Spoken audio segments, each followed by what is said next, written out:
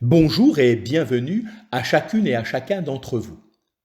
J'aimerais considérer à travers différents rendez-vous cette pensée de la parole de Dieu.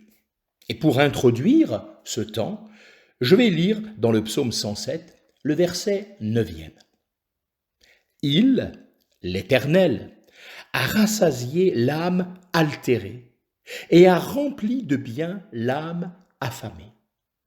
Se nourrir de la parole de Dieu. La parole de Dieu est spécialement écrite dans le but de répondre, d'un point de vue spirituel particulièrement, aux besoins exprimés dans le verset que je viens de citer. En effet, il y a dans le Sauveur et Seigneur du croyant tout ce qu'il faut pour satisfaire les besoins que la nouvelle nature, dirigée par le Saint-Esprit, crée en lui. En même temps, il y a en Christ une bonté au-delà de toute expression, la bonté même de Dieu. Il nous comble de bénédictions afin que notre âme ne connaisse plus jamais la fin. Si vous lisez les Saintes Écritures, la Bible, afin de connaître Christ, en priant Dieu de vous éclairer et en y recherchant sa pensée, vous découvrirez que les épîtres en particulier ont pour but de révéler la beauté de Christ à ceux qu'il aime. C'est pour cela qu'il s'est donné lui-même, pour vous-même, afin que vous lui apparteniez en propre et que vous soyez zélés pour les bonnes œuvres. C'est ce que nous déclare l'épître de Tite au chapitre 2 et au verset 14. Les évangiles ont été écrits dans le but de présenter la personne de Christ et sa marche. Les épîtres nous font connaître le moyen de jouir maintenant de lui et des bénédictions inestimables qui nous rendent capables de partager son amour et sa gloire.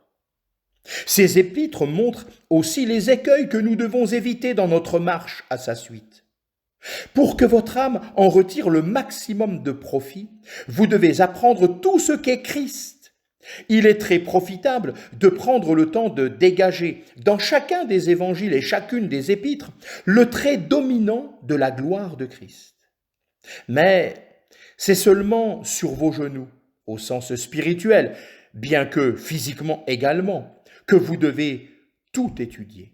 J'ajouterai encore ceci, que chaque passage lu soit une occasion pour prier, pour parler à Christ. Souvent, nous sommes émerveillés de la manière dont il nous parle à de tels moments et de ce que les mots eux-mêmes, qui ne sont que des caractères d'imprimerie pour le lecteur, sont comme animés de vie et de puissance, tandis que le Seigneur les ouvre pour notre cœur par son esprit. Ensuite, tout ce que vous avez appris, mettez-le en pratique.